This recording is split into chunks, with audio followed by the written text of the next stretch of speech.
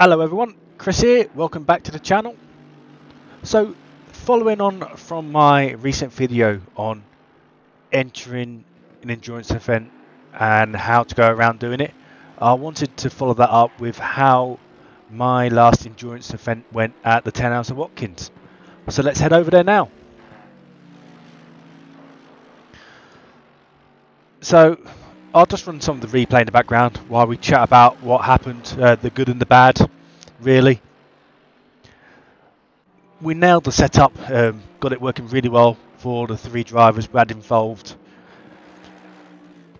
We practiced in the rain as well with it. We found that it actually handled okay. We could get by, we could handle with it. We feel like we could be strong in the wet as well with the setup we had. Gary and Ryan both had a crack at the qualifying to see between the two of them if one of them can eke out a better time. Ultimately, we got 13th out of 26th, and in the strength of the field that was in, we were all pretty happy with that. Maybe we could have got a little bit higher, granted, but from 13th we knew we could still have a strong race. So, heading into race, Gary started the race, and ultimately the first stint was just keep it clean. Let's not get any silly accidents in the first stint, especially on the first lap. Last thing you want, first lap, you know, getting punted on the first corner. So Gary done really well, had a great start, and he really got the ball rolling. So then on in, we rolled one in, one out every pit. So I was in second stint, followed by Ryan, and we just carried that through really. What we're discovering as we're going through was we was actually gradually picking up positions during the race. We was having a really strong race. The idea for it was ultimately not going for the fastest single lap time, but to make these tyres last the hour. So don't overcook them at the beginning, slowly bed them in, and just keep them tyres alive during your stint. What was actually finding with some cars around us was that sometimes at the beginning of the stint, when people pitted, was under a bit of pressure, but then we started gaining time in the back end of the stints, and it really worked to our favour this time around. Now, it wasn't all smooth sailing. We had a few technical issues, let's say. We didn't actually have any accidents in terms of crashing. The big thing to pick up on was I actually got a 30-second stop and go penalty for speeding in the pits. The one thing I didn't do enough of, and I would highly recommend it if you get into endurance events, is work on your pit stops. Now, don't try and gain the extra seconds. Work out with the liners, work out where you can brake early. Give yourself a reference point coming into the pits, preferably not a board of some sort. What happened with me on my second stint, I was looking for the 50 board like I did on the first stint. As soon as I saw it, I braked. It wasn't there. And by the time I realised it had been knocked down, I missed the line. Okay, so go away, go and work on your pit stops as a team. Get a clear reference point as a team. Go, right then, this is where we're going to brake, and make sure it's early. For the second or two you might give up in the pit, it's not worth it. Okay. Other things, I suppose, went well. We found as the race went on, especially as it started getting dark like now, we actually become very strong. Our lap times, apart from which was Jardia's team who was in first, we was actually running on par with the other quickest drivers in the race. Part of that reason I would think was the setup was right, and also because we was always keeping note of the tyre pressures every time we went in, we was able to adjust and adapt the pressures and anticipate the weather dropping as we got into night to keep the tyres there or thereabouts of where they should be every time. I think some people might have not being as efficient as that, and you really could tell as the race went on. So we got as far as 5th at one point, give or take. There was pit stops in and around that. I would highly recommend trying to keep your pits to after the hour mark as such. So it's in a 10-hour race, try and pit after the hour. The reason being is sometimes you might then have to do an extra stop, 65-minute stints, depends how much fuel your car takes. So just try and bear that in mind when you're racing. Okay. Like I think I said before, we ran with the AMG. Now the AMG doesn't quite do 65 minutes, it does about 62 or 63. But on the plus side, that meant there was no calculating on fuel. We literally just topped it right up. Off we went. Now, what I'd also suggest is working out where you are, getting an idea of your times of being in and out of the car, because you need to take breaks. You need to step away from the rig. Go and have a coffee break. I actually went out for an hour or so myself during the day just to get away from it.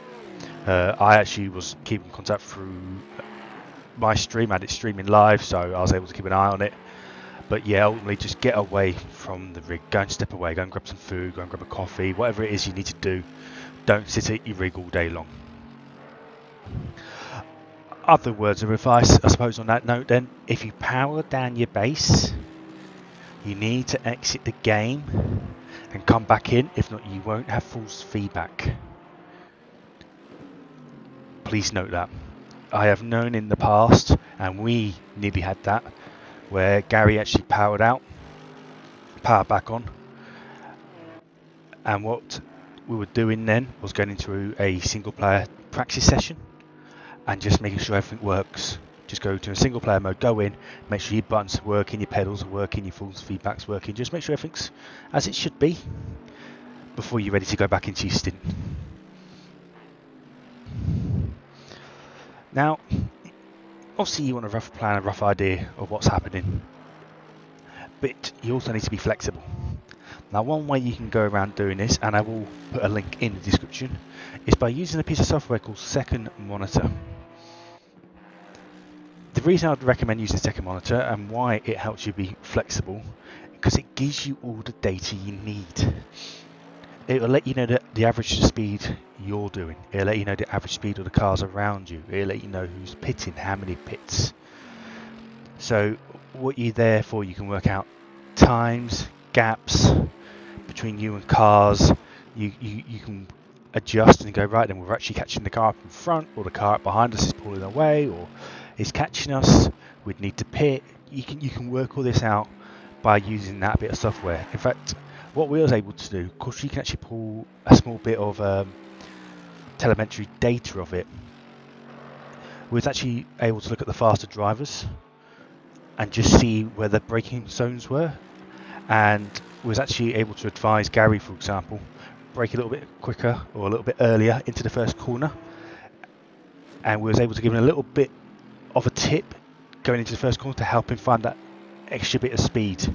And we was able to do that through Second Monitor and able to look and analyse and give him that information to help him in these races. So near the end, again, ultimately having a rather smooth race. I had the drive through. I also had a bit of a technical issue as well with my field of view. I had a stream deck which I had the day before, which I literally just got sorted that day.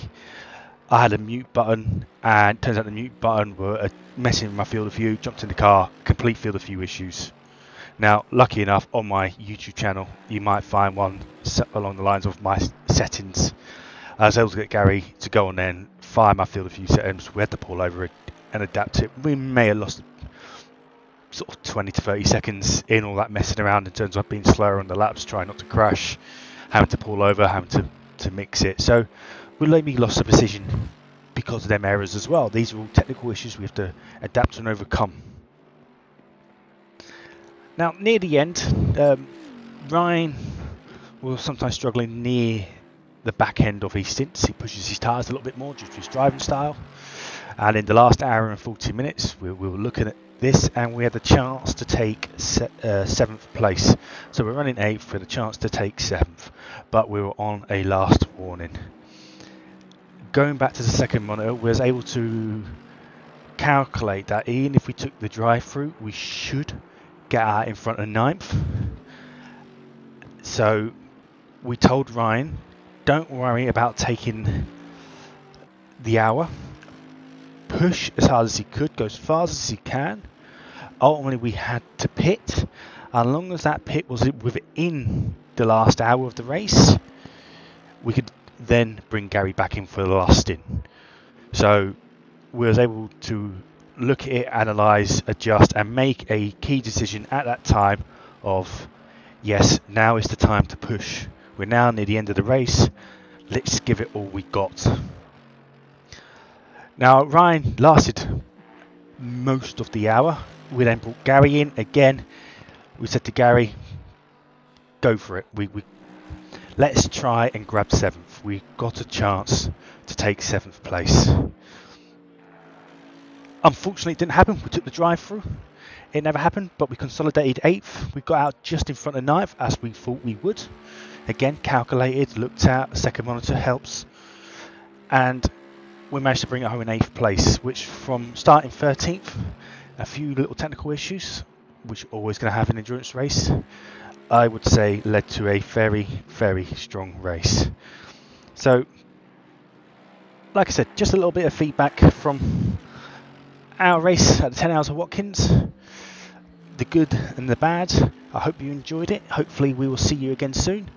And yeah, thank you for watching.